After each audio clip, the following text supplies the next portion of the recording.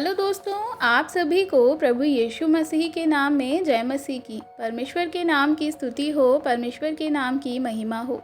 एक बार फिर से मैं आप सभी का स्वागत करती हूँ हमारे एक और नए वीडियो में। दोस्तों, अगर आप बाइबल को पढ़ते हैं और नहीं समझ पाते हैं तो आज का ये वीडियो आपके लिए बहुत ही इम्पॉर्टेंट है, क्योंकि मैं आज इस वीडियो के माध्यम से आपको बताने वाली हूँ कि बाइबल को कैसे पढ़ें या बाइबल पढ़ने का सही तरीका क्या है। दोस्तों, अगर जो बाइबल को आप सही तरीके से नहीं पढ़ेंगे तो निश्चित आप गलत शिक्षा के शिकार हो जाएंगे, क्योंकि बीते कुछ समय में बहुत सारी ऐसी शिक्षाएं फैल रही हैं जो कि गलत हैं। बाइबल की शिक्षा के गलत शिकार बहुत सारे लोग हो रहे हैं, क्योंकि वे बाइबल को गलत तरीके से पढ़ते हैं। और बाइबल में जो 2 वचन कहे गए हैं, जो वचन परमेश्वर ने हमें दिए हैं, उन वचन को गलत तरीके से समझ करके अपनी ज़िंदगी को खराब कर लेते हैं। तो वे व्यक्ति बाइबल को झूठा साबित कर रहे हैं। और बहुत सारे लोग ऐसे भी हैं जो बाइबल के वचनों को गलत साबित करने की फिराक में लगे हुए हैं। वे यही हैं जो व्यक्ति बाइबल के वचन को सही तरीके से नहीं पढ़ते और सही तरीके से समझने का प्रयास नहीं करते। कहीं आप गलत चीज़ों का शिकार तो नहीं हो रहे हैं? तो आज इस वीडियो को ज़रूर देखिएगा। इसलिए मैं आज आपको बताने वाली हूँ कि बाइबल आपको किस प्रकार से पढ़ना है, ताकि आपको अच्छी तरीके से समझ आ सके। मैं आपको कुल मिला के 5 ऐसी बातों को बताने वाली हूँ, 5 ऐसे तरीकों को बताने वाली हूँ जिनको आप बाइबल को समझ सकते हैं और अपने मसीही जीवन में आगे बढ़ सकते हैं, और आपके आत्मिक जीवन में भी आप उन्नति को पा सकते हैं। दोस्तों, बाइबल हमें क्या बताता है जब हम पढ़ते हैं कि संपूर्ण पवित्र शास्त्र परमेश्वर की प्रेरणा से रचा गया है और उपदेश, समझना और सुधारने और धार्मिकता की शिक्षा के लिए लाभदायक हैं। मेरे प्रियो, ये वचन से हमें साफ साफ हो जाता है कि संपूर्ण पवित्र शास्त्र, यह जो आपके हाथ में या मेरे पास बाइबल है जो हम पढ़ते हैं, ये लिखने वाला कोई आम इंसान नहीं है, कोई आम व्यक्ति नहीं है, पर स्वयं परमेश्वर थे जिन्होंने इस बाइबल को लिखवाया। और जिन्होंने इस व्यक्ति को बाइबल को लिखा है, वे व्यक्ति परमेश्वर की प्रेरणा को पा करके परमेश्वर की अगुवाई में इस बाइबल को लिखा है, ताकि हमें शिक्षा देने में, मसीही जीवन जीने में एक सहायता मिल सके। इसलिए जब भी आप बाइबल को पढ़ें तो आपको पवित्र आत्मा की आवश्यकता लेनी पड़ेगी। और ये वचन, इसको समझने के लिए परमेश्वर के वचन को अगर आप नहीं समझ पा रहे हैं, बाइबल परमेश्वर के वचन हैं, तो आप निश्चित ही गलत दिशा में चले जाएंगे। इसलिए ये जो वचन है, जितने बाइबल है जिसमें कि 66 जो हैं 66 किताबें हैं, हम जब पढ़ते हैं तो हमें बहुत ही सही रीति से समझ के पढ़ना है। धर्मशास्त्र हमें बोल सकते हैं इस बाइबल को। तो इस वचन में हम बाइबल में जो परमेश्वर की वाणी है या बाइबल जो हम पढ़ते हैं, आपको क्या करना है, क्योंकि ये बाइबल तो पवित्र आत्मा की प्रेरणा से रचा गया है।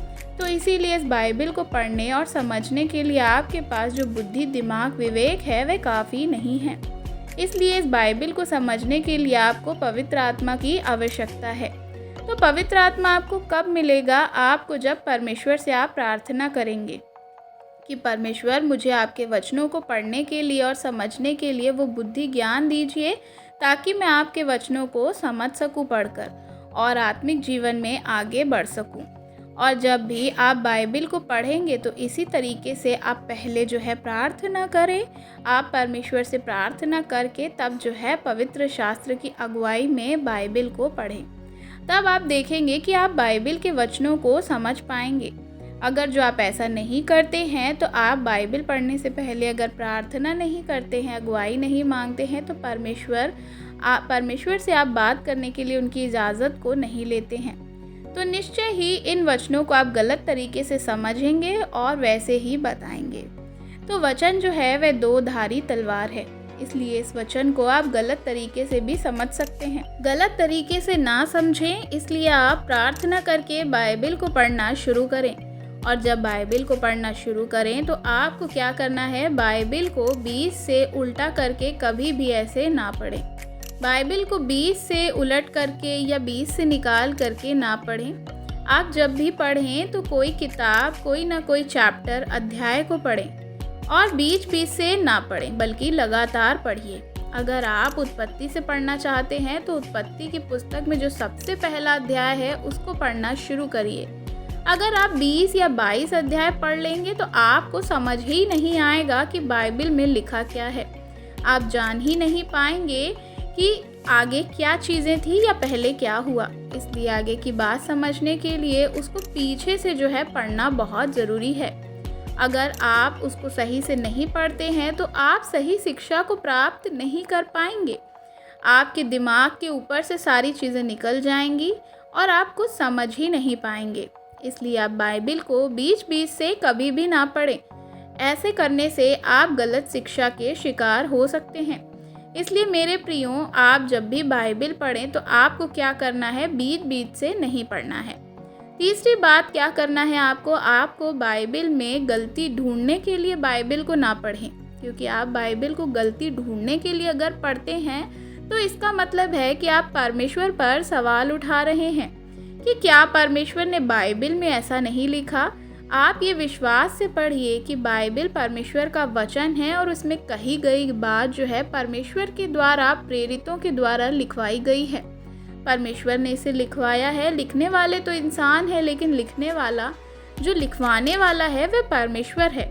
इसलिए इन बाइबल के जो वचन हैं, अगर जो आप अपने दिमाग में गलत बातें सोच करके ऐसा करेंगे कि आप इसको एक्सपोज कर दें या किसी के प्रचार में कमियां निकालने के लिए आप इसको पढ़ेंगे या गलतियां निकालने के लिए करेंगे, तो बाइबल में आप गलतियों को ढूंढेंगे। तो अगर जो आप ऐसे कर रहे हैं तो आप गलत कर रहे हैं।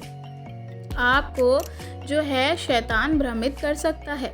अगर जो आप गलत उद्देश्य से पढ़ेंगे तो आप गलत सोच भी ले जाएंगे। आपके मन में जो आप सोचेंगे वैसा ही होगा।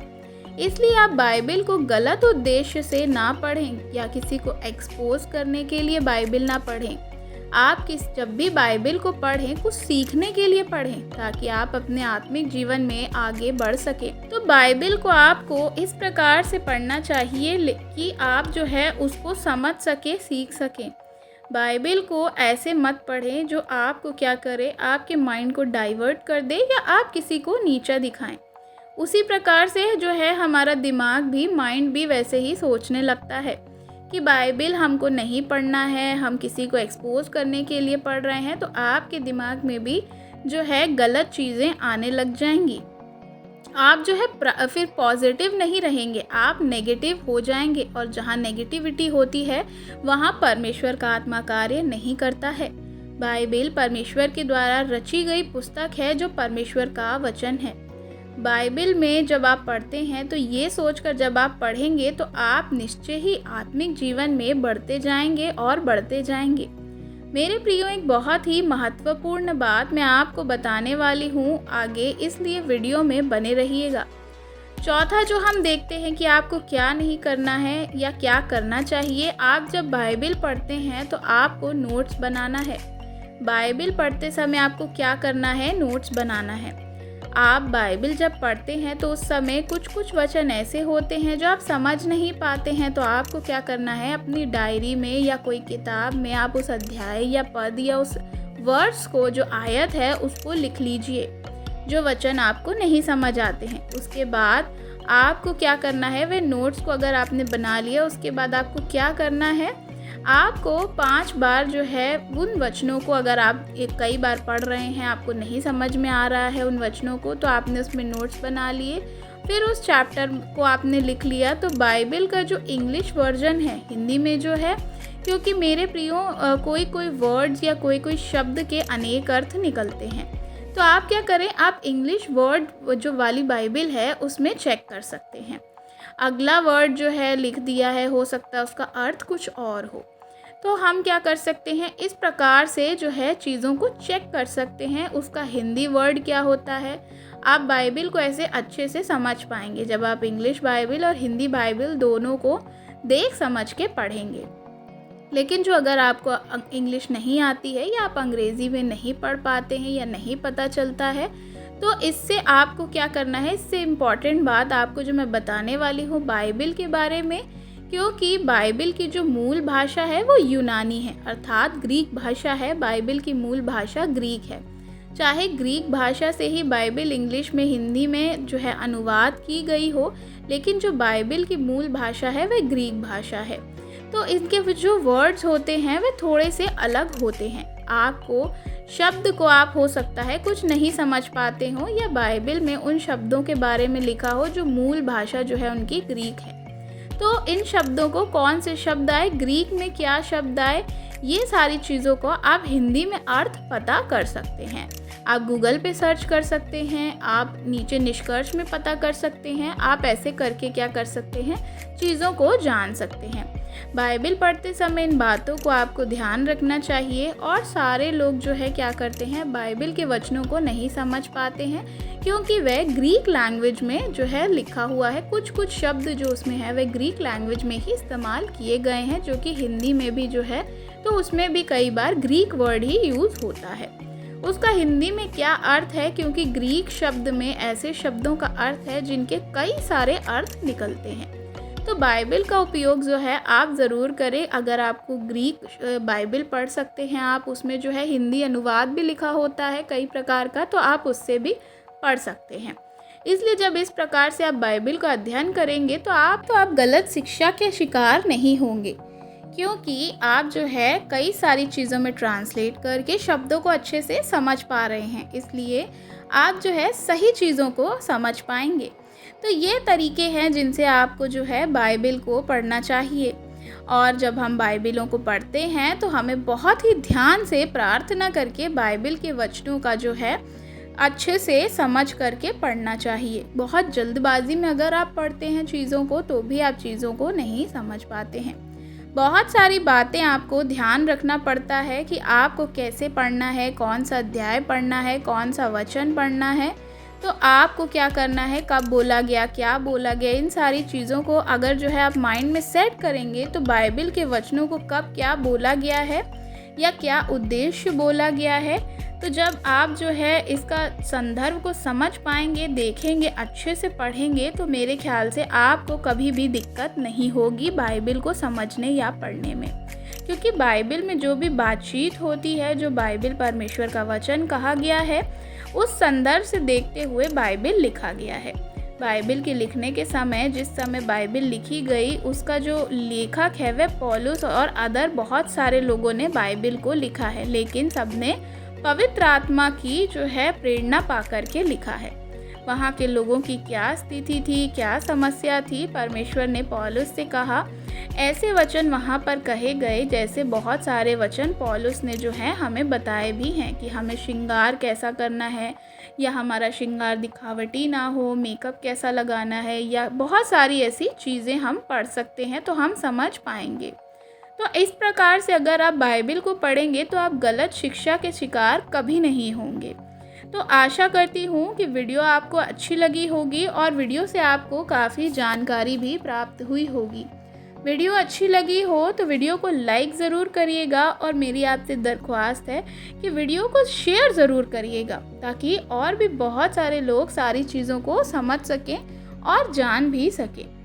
चैनल पर नए हैं तो चैनल को सब्सक्राइब करना बिल्कुल भी मत भूलिएगा। कमेंट में आप हमें अपनी राय बता सकते हैं। God bless you. जय मसीह।